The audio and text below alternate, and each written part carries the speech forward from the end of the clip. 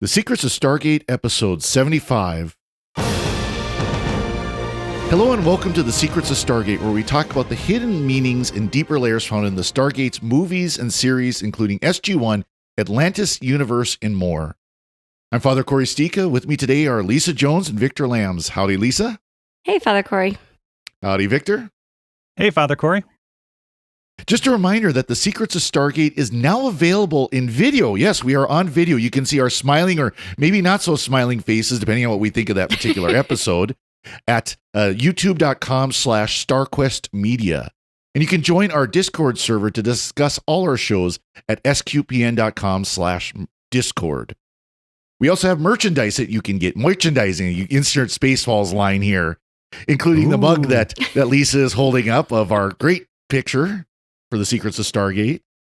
Go to sqpn.com/merch to get your t-shirts, mugs, stickers, and much more. Today we are discussing The Point of No Return, the 11th episode from the 4th season of Stargate SG-1. The SGC is contacted by Martin Lloyd, a conspiracy theorist who knows about Colonel Jack O'Neill and the Stargate. He claims to be an alien who crashed on Earth and wants to return to his home planet through the Stargate. SG-1 is sent to check him out and see how he has gotten his information. Turns out he is an alien who was a soldier in his planet's fight against the Goa'uld and decided to defect with Earth with 4 other members of the race when the fight was not going well. In order to keep Martin from returning, the other aliens keep his memory subdued via drugs. While Sam and Daniel are being held prisoner by the other aliens, Jack and Murray, quote-unquote, also known as Teal'c, eventually realize that Martin is telling the truth and take him through the Stargate to his destroyed homeworld. So I have to ask right away, so what do you think? Victor? Oh, I like this episode. I think it's one of the best Earthbound Stargate episodes. It introduces a great character who sadly isn't a recurring character, although you do see him a couple more times in a couple of the most memorable episodes. Martin Lloyd. It's in terms of, like I said, the episodes that are stuck on Earth where they drive around in vans and go to abandoned warehouses. This is the top of the list. I like that it moves along pretty quickly. There's the twist, of course, that Martin actually is an alien, and they don't belabor that too much. But really good performance from Willie Garson. May he rest in peace. We lost him just about a year ago to the day that we're recording this. Definitely one of the most memorable guest appearances on the show. Even if this is a Forgotten Memories episode? Yes. Well, it's not a true amnesia episode. But yeah, I do like this episode. And there's a lot of humor in it, of course. Oh yeah. And how about you, Lisa? I love this episode. I think that everybody on the team has something to do. You even get a little guest appearance by Fraser, and Hammond has some good things. And I agree with Victor that they had this amazing actor to bring in for a guest, and they really used him the right way. And it was fun, and I don't know, it was so much fun, but you weren't sure what was coming. And I like how is it NID? Is it CIA? And then, no, it's actual aliens. So yeah. And I like that they left it open-ended. And of course we know we see him again. And I don't remember what season that episode is, but I think it's next season. Stream. Yeah. But we get to see him again. And I don't know. The way they all played off each other was lots and lots of just well done humor. Oh yeah. No, I agree with all you. And this is one of the favorites. Actually, I'm kind of surprised this one didn't come up on our list of favorite episodes, because this is a really enjoyable episode, and he is quite the character. So we'll talk about that. And of course, one thing I like about it is it's based in Montana, in Billings, right, to be specific. Of course, it's still filmed in Vancouver, British Columbia area. So it looks like Vancouver, British Columbia, not central Montana. Believe me, Billings is a lot more treeless. You get outside of Billings, but other than that, no, I like it was based in Montana, and we're not in Kansas anymore. And of course, that's a reference to Point of No Return from Kansas, the great song. that I've had running through my head all day. That's right. Yeah, I was wondering where they got the title or what the title is referring to. It seems, Well, the obvious one is, okay, the secret of the Stargate has leaked out. How? That's a point of no return, but also their war. They can't return home. As Victor shows you if you're watching the video, you can see behind him, their world is destroyed and they can't return. Yeah, I almost thought that they could have swapped the titles of this and the next episode and called this one Tangent, because they're kind of off on a tangent, and the next one I think the next one's about the spaceship could have been point of no return, but no, it's regardless of the name, there's a lot of really good stuff going on in this episode. Mm-hmm. Yeah. Well, and I like it how they start out by playing it serious.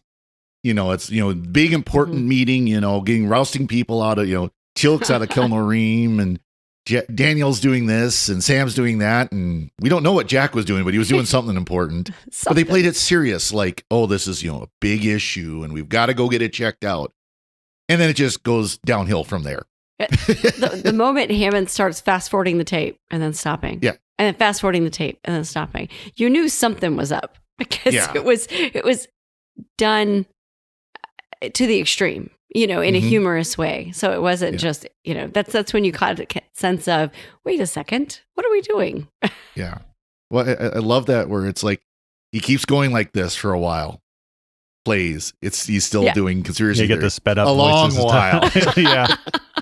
Yeah. As he goes through a litany of Martin who has left a voicemail, for the Stargate program, saying that he knows of their existence, and lists all the other conspiracies that he knows about, and ending with the lizard people.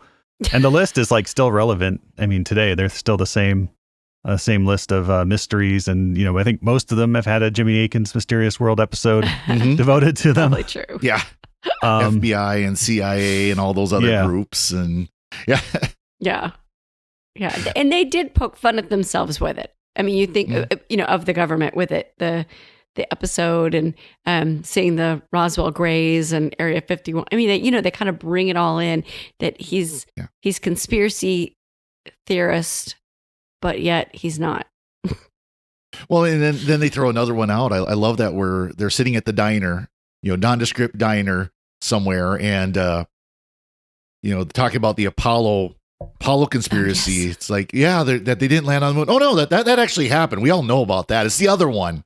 Yeah. The actual moon landing was the cover up. Was a cover up for the real, conspiracy, whatever it is. That was a which nice they don't tell twist. us.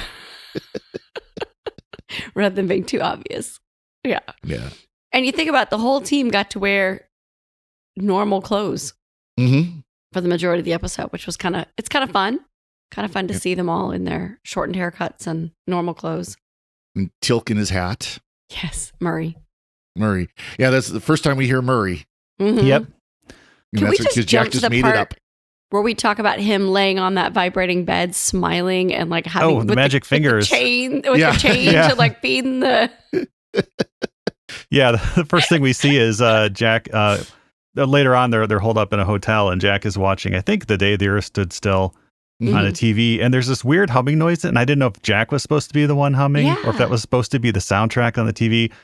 But Teal'c walks into frame and holds out his hand, and Jack gives him a quarter, and Teal'c goes back over to the magic fingers on the bed, which you used to be able to find those in small hotels across the Midwest and the West. I don't know if they still have those or not. They kind of disappeared. I've never seen one of those. Only in TV and movies.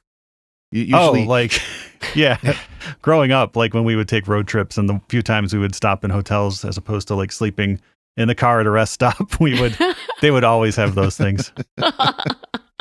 Yeah, it's always the little like independent mom and pop hotels, and a lot of which don't exist anymore or they're shut down. But I think I only remember as a kid maybe seeing them once or twice and never getting to actually use them.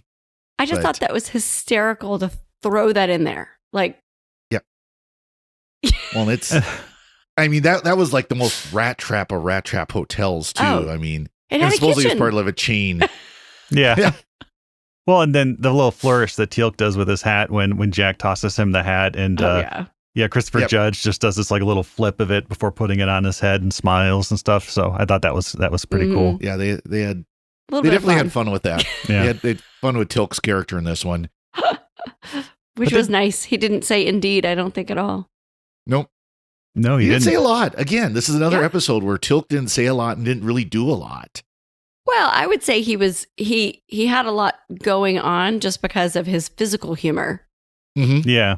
Maybe he wasn't pushing the plot forward, but the physical humor of Christopher Judge, you could not miss him in this episode, which I loved. Yeah. And his symbiote shows up because it turns out that Martin's alien buddies have been keeping Martin under surveillance, and that includes with thermal cameras, and they're able to detect the symbiote in Teal'c when SG-1 breaks into Martin's house.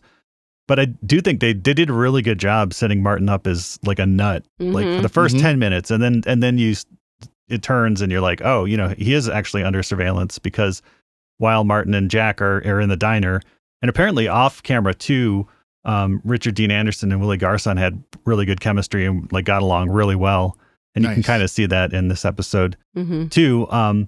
Sam, Daniel, and Teal'c are checking out Martin's apartment or a house, which looks really, really cool. It's like 3 lava lamps in every room, those little like fiber optic light sculpture Mhm. things. And then of course Asgard. the best is like, Yeah. I don't know if that's an actual puppet from the show, but they have like an Asgard puppet of Thor there. And Sam says, he looks familiar. Right. Yeah. He like walks right up, and it looks just like the puppets from the show. And then, Teal'c picks up the little ray gun, which, we all had as kids. Oh And yeah, says, I love yeah. that. I love that. Yeah, it would appear this weapon is ineffective.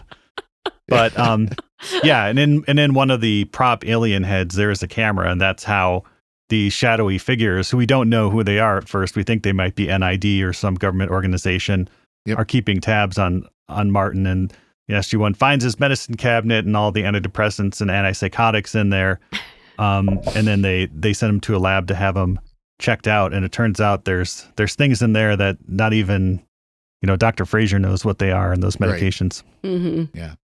And by the way, one of the shadowy agents that we see was recognizable. Matthew Bennett is his name. He was Cylon number 5 Mm-hmm. on BSG.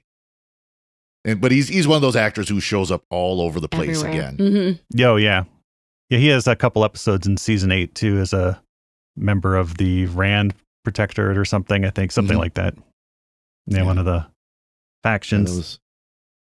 that was quite the house. But yeah, it's a lot of and it's one of those. I bet you it's one of those scenes that if you sat and put it on pause Yeah. and looked, you could find a lot more than than you do even just at first watch. I mean, there's a lot of little I'm a trinkets little and everything. disappointed if neither one of y'all did that. Neither one of y'all. I did watched that? it. I watched it a few times through, and there's like ping pong balls that look like Muppet eyes or something. Even in the kitchen, there's a lava lamp going. Yeah. And it was really cool, and it was all part of setting him up as being Mhm. just a Loon. nut, and then it turns out that he's not, and the reason he can't find his spaceship is like all these medications are clouding his mind. Mhm. Daniel and Sam go to talk to his mental health professional who's been prescribing these medicines, and then when Teal'c and Jack come back to that same location, it's been cleaned out, very Yep.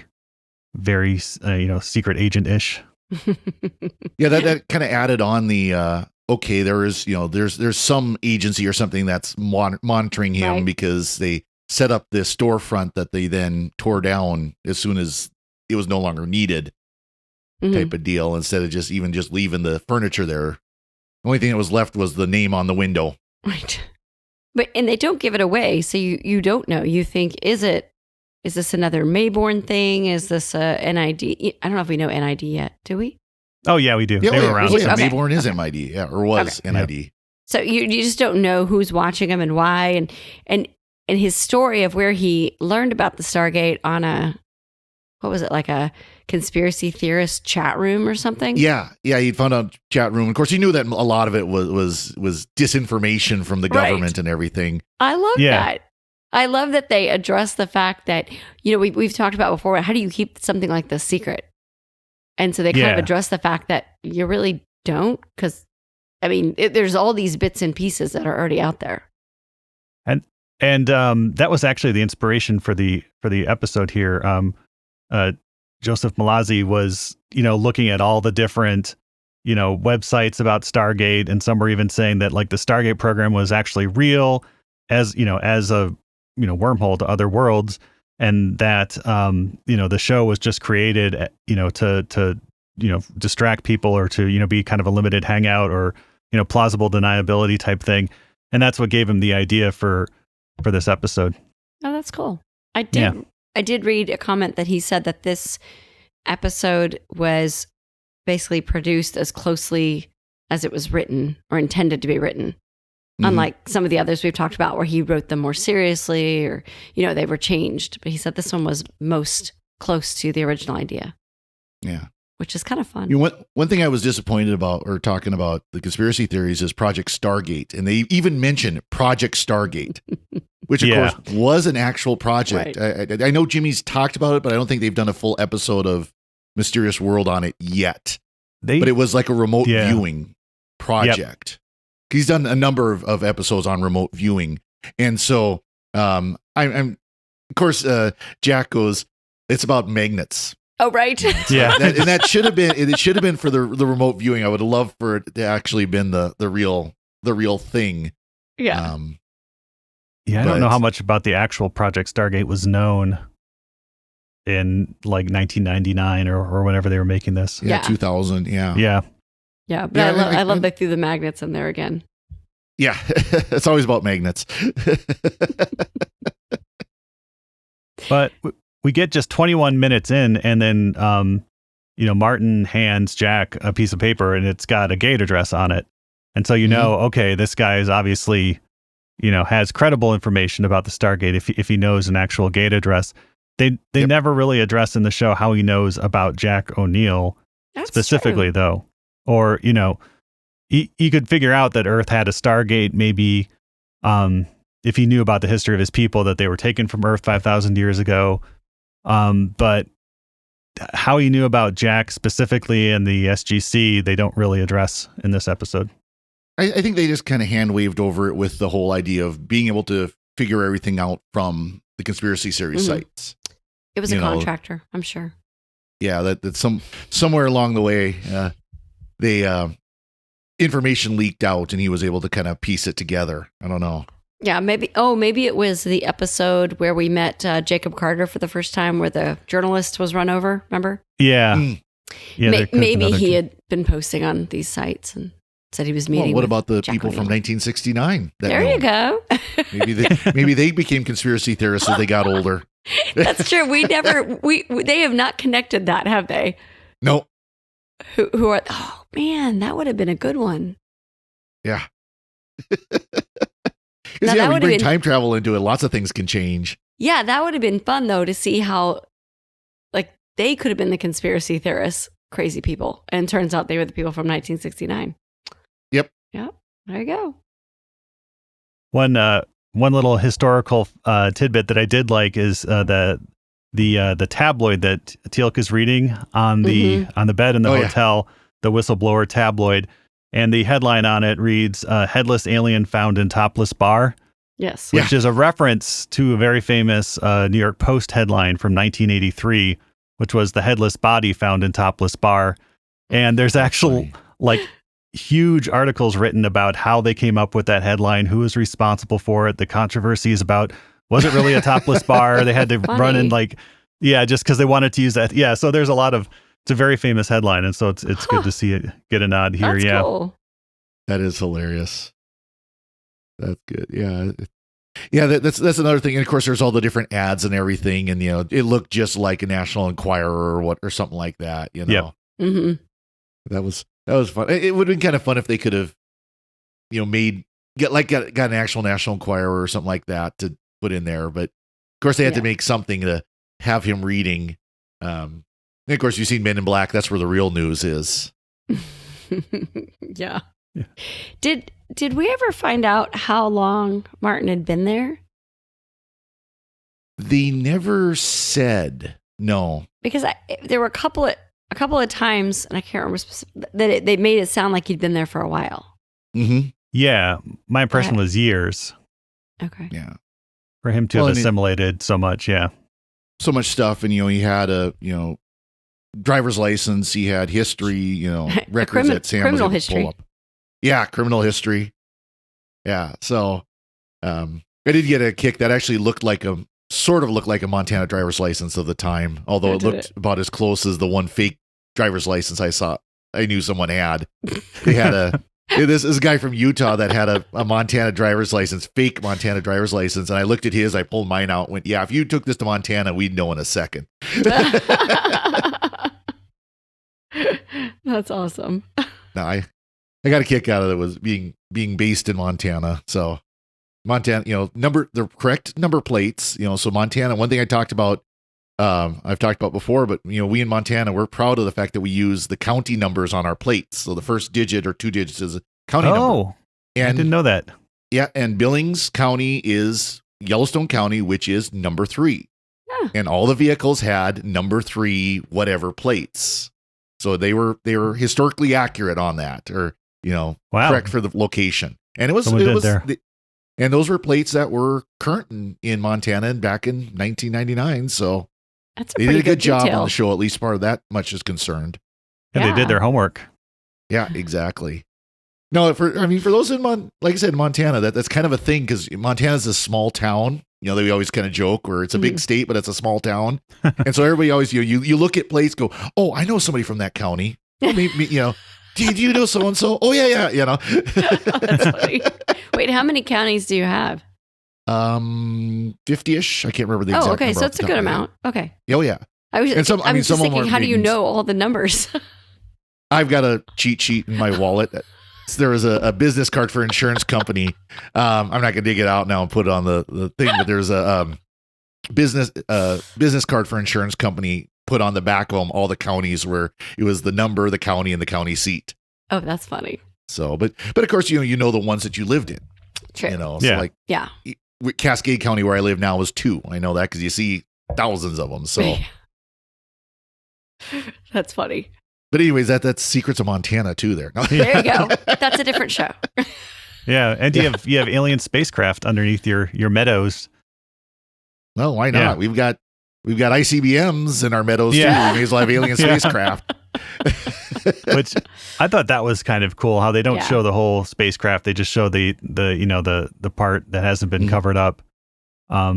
Yeah, so I guess they'd been there a while too. If they crashed, it was covered up with dirt and then it grew up around it.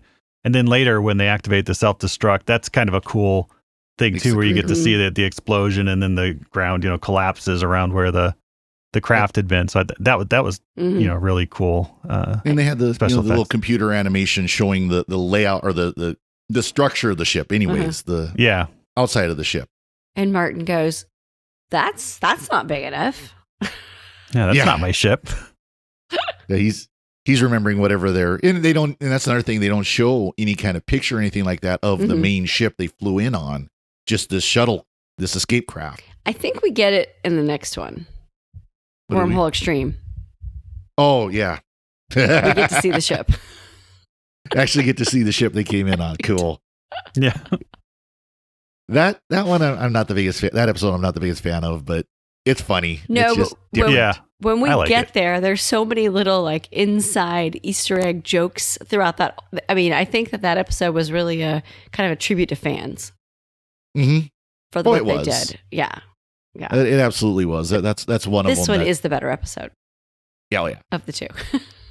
I like Wormhole Extreme, so we'll see. I haven't watched it. I haven't watched it in a few years, so we'll see when we get there. If It starts to hit my cheese level. That point of there's only so much cheese I can take before it's like it's too much.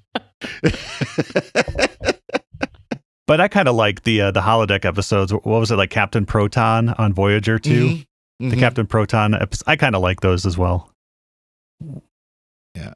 Oh yeah. No, some of those are good. Some of those are fun, but this one just kind of hits the little bit weird for my liking. But now this well, one, of course.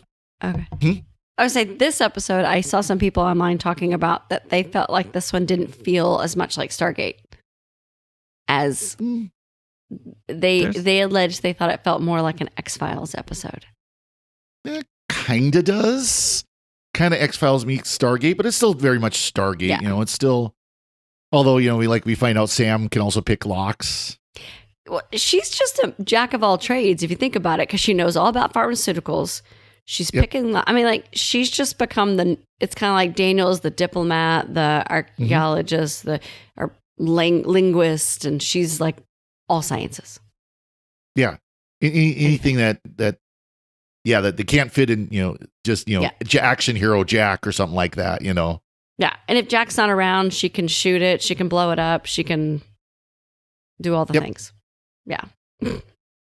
Yeah. So one weird thing is, you know, when they're with the Air Force people in the tent and they're digging out they're looking at the spacecraft. So they've discovered this alien spacecraft. You have to assume that like everybody there is aware of the Stargate program and aware of Teal'c.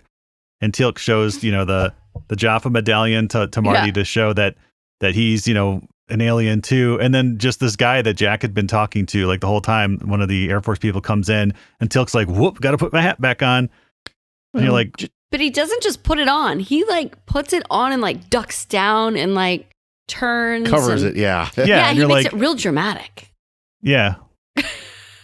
Well, Maybe he you did know, that for, I mean, I to don't be know. fair, he wasn't read in on the Stargate. You know, he might have the proper security clearance. He might have TSSCI, but wasn't read in that particular Okay. compartmentalized information. So He knew we might have a spaceship, but he didn't know about the Stargate. yep, exactly. And didn't know about aliens on Earth, real aliens on Earth. I didn't see his rank, so I didn't see if he was an officer or an enlisted guy or whatever. Yeah. So it's like, actually, I think he was enlisted. I want to say he was tech sergeant, if I remember correctly. Now I think about it. But it's still at that point, they're just like, yeah, whatever. Oh, speaking of rank, did you love how they described Teal'c to their interrogators? Oh, as a Master technical Sergeant. sergeant. Technical Sergeant, that's it. And then they said, what's his specialty? Speech Speech writing, yeah. Which is like, okay. Of all the things, right? Do technical sergeants write speeches or? I would guess so. If they have to give a speech to, you know, or, you know, of course, you know, like nobody except at basic training do they call them technical sergeants. It's always tech sergeant. Yeah. Oh. But, you know, that's what the term means. But it's just like, yeah, nobody uses that word, that phrase. I liked Sam and Daniel in that scene. They just, again, they have such a rapport that we don't get to see as often anymore as we used to. The whole in my opinion, brother-sister relationship. And so that was kind of fun to see them bouncing off each other. Oh, yeah. Yeah, I love it. Sam says that speechwriter, and Daniel just kind of rolls his eyes and lifts his eyebrows a little bit like, okay. Yeah, well, and then when they show the outline of the symbiote, they're like, "Oh, that's cool. Did you draw that?" Yeah. Yeah, they were. They were. I know that good. they were supposed to be insufferable, but they were kind of like a little snarky. Yeah, like Daniel, like, why did you break into? We saw you conducting an unlawful search of this person, and Daniel's like, no, we didn't. And you know, because how would the they guy know? didn't know how to right? respond. Yeah. This guy's like, oh, okay. Yeah. But I did get a kick out of what they're using for their monitor was a PowerBook, old Mac PowerBook laptop, like classic okay. Mac laptop of the era. Huge. You know, because it's like this was right before the, you know, Steve Jobs came back and the iMac and all that stuff. So Yeah. I was looking at the monitors. Yeah, so they're going to be tortured. Oh, yeah. yeah. Oh, yeah. I still have all the old monitors. Yeah. Yeah, so they're going to be tortured by a taser, a butane torch, and a baton. Mm-hmm. But you know, and then Marty shows up because they've tracked him back there using a drone, and Marty's wearing a lapel mic and stuff, and they all something is going to blow up. It turns out it's a ship, but they think it's the warehouse, so they all do a Starsky and Hutch dive out of the warehouse. It's like, and then nothing happens. Yep. Yeah. And do you realize it's coming down to something? When they jumped off the stairs onto concrete. Yeah. You got to think about how bad that hurts. Oh, yeah. Well, we should all record the episode like Marty when he's got the bug, or he's like this the whole time, laughing into his lapel. That's a nice van. What color is that? Greenish gray? Yeah, he did a good job with that. Yeah. Yeah. Yeah, I like the drama of that. I like that it didn't blow up. Because so often they jump out of a building right as it blows up. So I love that it didn't blow up. That was good. No, instead of... Well, we knew something was up because when they left the Marty at the spacecraft, they hit a button and something started flashing. So of course you knew that meant something was up. Mm-hmm. But we don't find out until later that it was the self-destruct system. Yeah. I also liked Martin explaining to Jack all of the safeguards that he takes before he leaves his house, and it's all the things that you would read about, like in detective novels. It's like, if you think someone might be disturbing your stuff, leave a toothpick against the door, and well, if you left a toothpick against the door, how do you know it was there when you came out? He's like, because I go out the window. You don't think I'm dumb enough to go out my own front door, do you? Yeah. So, well, how do you know if somebody who comes in the window? Well, they leave a hair on the window. Yeah. Yeah. That was good. That was really good. It's the same as when he finds Jack and Murray at the motel and he says, I was surprised that, well, I can't remember what the words were, but like, I'm surprised a man of your whatever was so careless. And Jack's like, I'm not. He left undercover. a brochure for the hotel, or his key or whatever for the chain. hotel for the chain in the dash of his car. It's like, how could you be so careless? And then Marty called all of the ones in town. All two all of them. Yeah, or two. Yeah. I'm surprised there were two. Yeah, exactly. Well, and then in the motel room when Jack comes back and Murray's sitting on the bed and Martin is nowhere to be found and he's in the bathroom. Yeah. And he's like, I'm sorry. Can I come out now? Trying to bite you. Yeah. Yeah. Yeah, that was good. And then Teal'c just smiles again. He got to smile multiple times. Oh, yeah. But it was, Willie Garson did sell, Martin's desire to go home. He just wants to go home. He just wants to go through the Stargate to go home. There's something waiting for him there. And you can kind of see it when they do dial up the gate and Sam in the control room sends them out through, and they don't show us what she sees, but she looks, kind of concerned for a little bit. And then Daniel comes in right before they step through and says, it's safe to go, but you're not going to like it. And, of course they go through and they see the ruins after the Goa'uld had, destroyed the planet. Presumably like no survivors left there, or, nothing to salvage or anything. If anybody survived, they were taken in as slaves. Yeah. Mm-hmm. So no, that was a good scene, and of course, then you stay on Martin as Jack goes off to dial up the gate. Yep. Yeah. You just hear it in the background. You hear him hit the first symbol, and that's it. That's the end.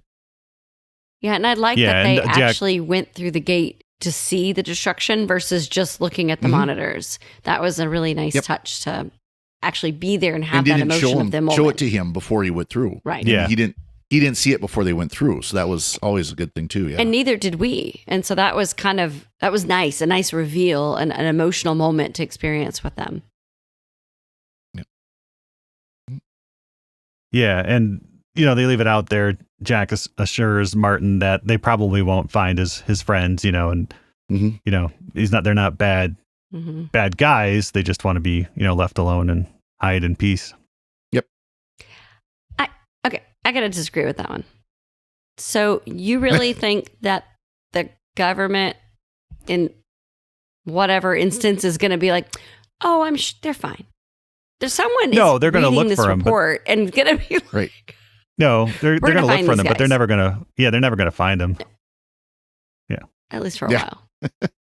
NID will try to find them. No. Yeah. Recruit them. Yes. Could have gotten their own spin-off show. Yeah. They were, again, another highly advanced alien race. Mm-hmm. They talked about that, how when they came to Earth, they realized Earth wasn't advanced enough for them. So it's a recurring theme in this show that everyone else is highly advanced and doesn't want to clue us in. Really, yeah. Or they aren't humanoid. Yeah, or they're highly advanced, but we have to end up fighting them because they're actually evil parasite aliens. Or replicators. Yep. So anything else on this one there, Victor? No, I like it. It's definitely worth watching, for Willie Garson's, appearance on it. It's a really good story. It moves along. There maybe are a couple patches where, it slows down a little bit, the interrogation with Sam and Daniel. But overall, it's a good episode. How about you, Lisa? Anything? I did. I have the foreign translations. Oh, yes. We have the foreign titles. Almost forgot. Okay. So French, Italian, and Spanish are all the same. Point of no return. Mm-hmm. Yeah, real original. The Czechs are There's No Way Back. There is no way back. Hungarian, Where There Is No Return. And German, No Going Back. Oh, I like wow. That. Yeah. Well, so the German one is actually fairly close to everybody else for once. Yeah. And if you're going to change it up, I like those three, the Czech, Hungarian, and Germans. All three of those titles were fairly accurate, but don't just lay out the plot right there. No, great episode. I miss Willie Garzon immensely. He was an amazing actor, and especially White Collar for years, followed him. And so it's kind of it's wonderful to go back and watch this episode and see him and what a great job he did as a guest. Oh, very good. Very good. Yeah, I agree. Yeah, this was a great episode. It's a lot of fun to watch. So I remembered some of it, but I forgot how much good stuff there was in it. So, but as we wrap up, I'd like to take a moment to thank our patrons who make it possible for us to create the Secrets of Stargate, including Wendy B, David B, Tim S, Deborah F, and Rachel S. Their generous donations at sqpn.com/give make it possible for us to continue the Secrets of Stargate and all the shows here at StarQuest. You can join them by visiting sqpn.com/give. Be sure to follow the show on all your great podcast sites such as Apple Podcasts, Google Play, Spotify, or more. We're also on YouTube at youtube.com/StarQuestMedia, where you can see our video, including our well-cut video, I hope. We had a few glitches in recording this, but that's just a part of life. But you can watch our video and watch us laugh at each other as part of that at youtube.com/StarQuestMedia. To find previous episodes of Secret of Stargate and to send feedback, please visit sqpn.com/Stargate. You can email us at stargate@sqpn.com or follow StarQuest on social media at facebook.com/StarQuestMedia, or we are also on Twitter at SQPN.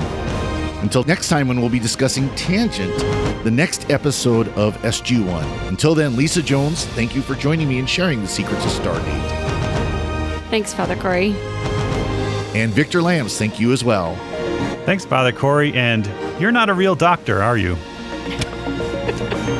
And once again, I'm Father Cory Sticha. Thank you for listening to the Secrets of Stargate on StarQuest. Anyway, I'm sorry, but that just happens to be how I feel about it. What do you think?